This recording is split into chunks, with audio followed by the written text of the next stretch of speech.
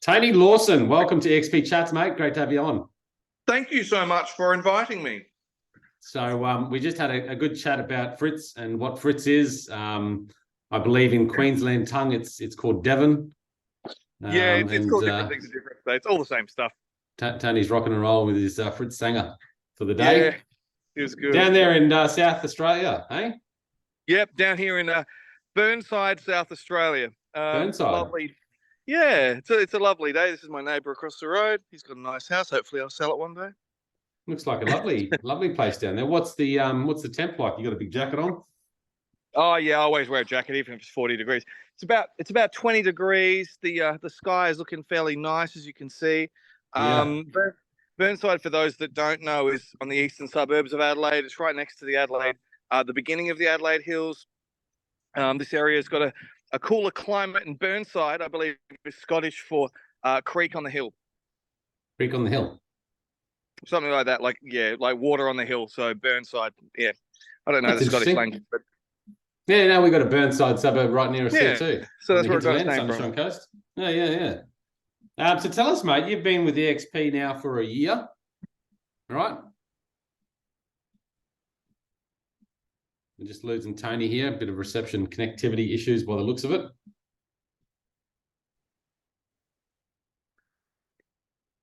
I mean, Tony. There we go. Yeah, it's just dropped out a bit. So I've been with EXP for a year. Yeah. So tell us about your journey. What made you come across EXP, and when did you start in real estate? Well, I started in real estate a couple of years ago, more 3 years ago with an agency. What was your background before that? It was the media industry. It sounds like so many years. It was 30 years, but I started when I was a child. I was 8, and I got into the media through my mum. She worked at a radio station, and so it just kind of happened naturally, and that became my career because it was fun and I loved it. So you always do what you love. Yeah. So I did radio for many years. Got quite high up. I was part of teams that launched pretty much every major radio network in Australia. And after a few years, basically what happened was radio changed and the media landscape changed, and it became kind of, it wasn't the same anymore. It was all becoming networked, and the long and the short of it, all the radio stations were beginning to be owned by one company, so to speak. And so I was like, all right, I'm out. I need something different. And I did a few different things. I was working in the entertainment industry. Not on OnlyFans, but in the wedding industry, visiting entertainment industry, something like that. But it's not. Yeah, all right. And just doing different things, just sort of like trying to work out what I wanted to do. But then I fell into real estate, and the reason why was because it just felt like a radio station. Real estate is really about marketing, but the other thing is all about people, because I always worked in the service environment. Yeah. And I like helping people. I don't know whether it's from childhood abandonment issues and wanting people to like me, or whether it's because I simply just get a lot of joy out of helping people. And I think, I think you find a lot of happiness when you're doing things for other people. Yeah. So 100%. it just seemed like a natural fit for me. So that's where I'm from, and that's kind of why I got into real estate. It's your backstory. Well, I can't agree more with you. It's all about the people, and if you love people, then you'd love the industry. If you're not so much of a fan, then maybe it's not the best industry for you. Well, yeah, I think you got to like people if you're going to work with people. And I never understood why some people just don't enjoy real estate, like it's some kind of drag. It's like, really? I think real estate is like one of the most wonderful jobs to do, careers to do. Yeah. If you can handle people throwing shit at you because you're like, oh, you're a real estate agent, you're less trustworthy than a politician, to be like, yeah, right. Okay. If you can deal with that, then, for me, it's my clients speak for me. So, yeah, that's what I like. Yeah, that's right. And you're going to cop that, it doesn't matter. But and so you've been in the industry for a few years. You've come across the EXP about a year ago. Tell us what made you the switch, mate? What was the attraction? Well, it was kind of a progress over a few months. So I got my license, my real estate license, and I was probably halfway through last year, Yeah. and I was what I was doing in my job was I became by virtue the lead attraction agent. Yeah. I found it very easy to just meet people and just sort of find out where they were, and then what I would do, because I was an associate, I would hand all those leads over to my boss. Yes. But but what was happening was I was not getting any credit for this. And it's not that I needed validation or a pat on the back, but it wasn't even financial. It wasn't even acknowledged, Right. except for Yeah. one time I got a pat on the shoulders, like, I wouldn't be here without you. Got my boss into the top 10 for this Right. agency. Yeah. And I'm like, and then one day he came up to me. It was probably around, just after I got my sales representative license, and he goes, mate, I'm probably thinking of, I won't put you on commission only for another few years. And I was like, F you, in my head. Yeah. And that's when I started looking around to see what was available, because Yeah. I knew I had the capacity to do it. I clearly was, the guy who was getting things done. And there was a guy called Boris-san, and he popped up. His name had popped up a few times. And I'm like, I might give this bloke a call and just see what EXP was about, because I'd heard people, you know how people sort of like, they sort of go, oh, EXP, oh, they're just this, they're just that. I'm of a different opinion, and I'm like, I always want to know why people are bagging something out, or saying not to look at something. I always look at the thing people tell me not to look at. Yeah. And so Smart. I called him up. Yeah. Oh, always. Because I usually figure people are just copying what other people say. I'm like, I'll ignore them. They sound like idiots. So I called Bory up. Yeah, called him up, went to a cafe, sat down, and he explained it. And I didn't quite get it, but he seemed cool. So we caught up again. And then the third time I called him, I've gone, mate, I'm ready. I'm ready to come across.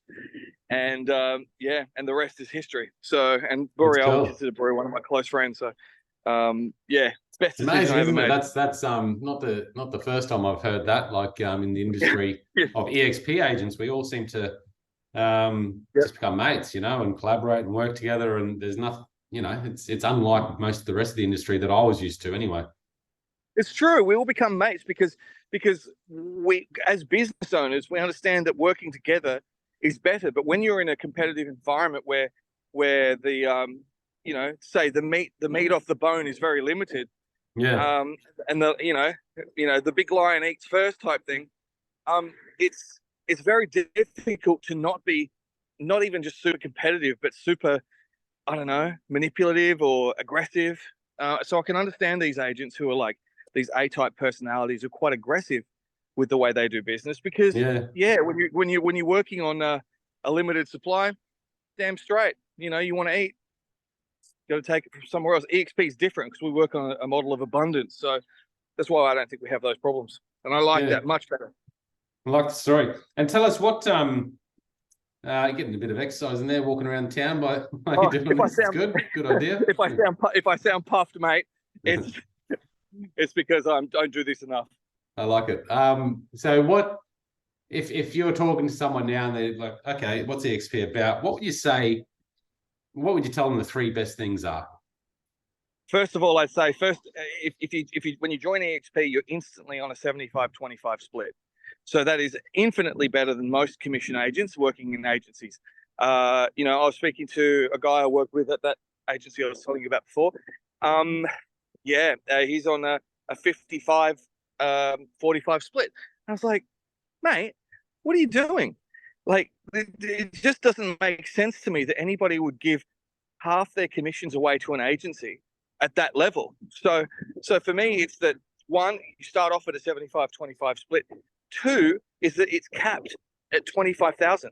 So once you reach 100,000 GCI, it's capped. And so after 100,000 GCI, you don't have to pay the agency anymore until that natural 12-month cycle plays out. And then you start back and then you work towards it. It's almost the goal. So you can achieve 100% very quickly. Yeah, it's a lovely target too. Like it's not unrealistic like some agencies I've worked with where they say, oh, when you get to 400,000 GCI, I'll up your commission from 50 to 55. you know. For 55, what is that? That is nothing. That is nothing. So for me, that's probably the first thing that really comes to mind. Because as I say to agents, I go, so you're happy giving away, is what I say. I go, so if your boss said he wants to give you the other 50% of the commission that he took and give it to you, would you accept it? And they're like, yeah, like I'm the idiot. And I've gone, well, exactly. So, maybe think about another option. It's like join the EXP and keep your money. That's what I say. You get rewarded for the hard work you put in. Yeah. That's one of the things I really love. Another thing I really love about EXP is that I don't never really know how to word this, but you catch what you kill, so to speak. You go hunting, you catch it, you kill it, and you eat it, right? And it's yours. So like you catch it, kill it, and then you have to give 50% of to someone else. I like that. I think that's great. It's like, because you caught it, it's your reward. So I really love that. I've got so many things I can say about EXP. Another one is That's a goal. Mate, it's like it's 11 o'clock. I don't know what time it is actually, because I don't have to think about it. But it's in the middle of the day.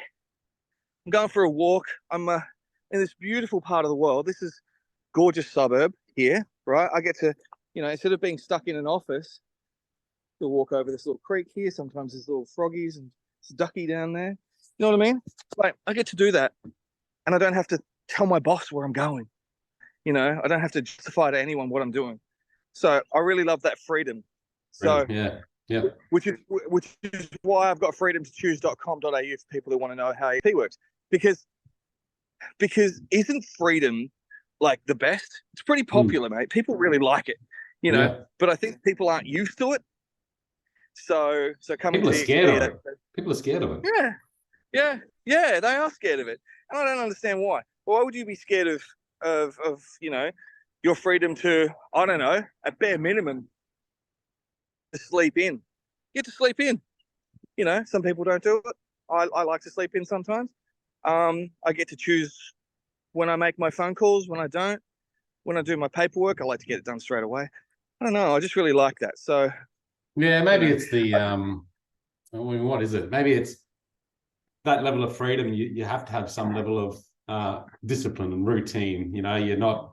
Maybe it's that comfort thing where if you have a boss that that gives you some sort of security, whereas being your own boss, you don't have that. But that's real estate anyway, isn't it? Really, it's all commission based. I think so. I think people like their prison guards, and I think people who like their prison guards don't know what to do if they get let out of prison. If there are people who are wanting to get into prison because they get fed 3 times a day and they get told when to go to bed. It's like, well, all right. I don't like that because I like being out in the open. So you're right. You do need discipline. Like you do have to do the things that you need to. But if you come from an agency model, right, there's discipline in there anyway. You've already got your routines. Like you can fall in. In fact, it's almost like, how would you like to instantly earn twice as much as what you did before? Yeah. That's how I see it. So and you get to sell half the amount of houses technically, and make as much money as you're on now. I don't know. More freedom if you want that work-life balance. And I know Bjorn down your way had great chats to him about how he sets it up. He makes good money, but he has a great life working 4 days a week. And you raise a good point about that discipline piece too, because I just had a coaching session, or not even a coaching session, a catch up with my upline, Ricky Carruth and Juan. I mean, these guys are next level. They've got one of the largest teams globally, and they spend the time with me talking to me about X, Y, and Z of my business, and going to hold me accountable. He's going to message me tomorrow, and he will. And he's got, I don't know, a couple of 100 people under him to coach and mentor. Plus, so there is that the resource there and the tools there and the people there to help train you, help guide you, help keep that discipline in place, if you want it. Exactly. So, but people sort of look at EXP, right, and they don't understand what it is. They must think it's like in Adelaide, must think it's some little agency that's doing well, blah, blah, blah. It's like, and when you explain to them, you've no idea the level of training that you've got at your disposal that's free. The people that you've got at your disposal that are available to you, the resources you've got that are available to you, the opportunity to create your own business to live life how you want to do. Like if you just want to sell 12 houses a year, even on that, you're probably going to make, 120, 150,000, depending how you structure commission. Like you can live a great life that includes flexibility for your family, right? Making plenty of money, probably more than what they were making before. And you get to do what you want. Like people just need to really kind of realize what they want out of life. It's like you talk to people like, what do you want out of life? Oh, I want this. And they talk about that like it's some impossible dream. And it's really just a change your logo, change your life. That's really what it is. 100%. I love it. I absolutely love it. So final words, mate, for the guys listening out there. Final words. EXP is a no-brainer. Yeah. It's a no-brainer. If you want to make more money, be in control of your own life, be in control of your own finances, and realize success that you probably didn't believe you could, this is the place to do it. This is the platform to do it. You can have multiple streams of income. You can, make money from the shares that are on offer. Make money from, the opportunity to bring people over. Your multiple property management. So many more. I can't think of them all. There's too many. So if you're thinking about coming to EXP, then get ready for more freedom and get ready for more choice in your life and more time to even think about what you want to do. You've got more time. And I think that's the most valuable commodity of all. So I like it. Be good. We've gone from, just to put some things into perspective, I joined 2.5 years ago now, roughly. 22,000 agents, I think, at the time. Now it's over 89,000 agents in 2.5 years. So that's some growth globally, 24 different countries. And speaking to Emily yesterday, a year ago, we were looking at onboarding maybe 2, 3, 4 agents a month. She's disappointed if she's not getting 15 a month now in Australia. So that's amazing, isn't it? Going from humble beginnings of 10, 20 agents to now about 150 or so. This, watch this space, because this will be the biggest agency in Australia within a matter of a year or two. Yeah, absolutely. And look, if I was a principal of a Ray White, if I was a principal of an LJ Hooker or any one of those things, I would be quite concerned. You can understand why these agency principals are concerned with what this is, and they will poo-poo it to their agents, but eventually they will know.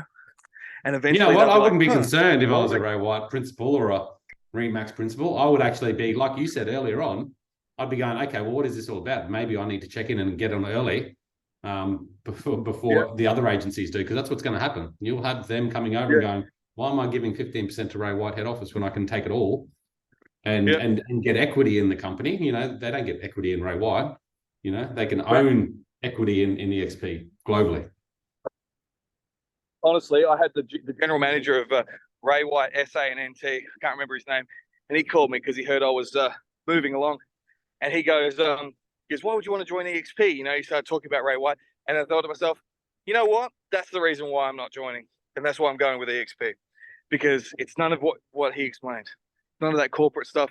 It's just me and my mates on the streets. It's all about the agent, So that's the beauty. Exactly. It's all about the agent, and I like that.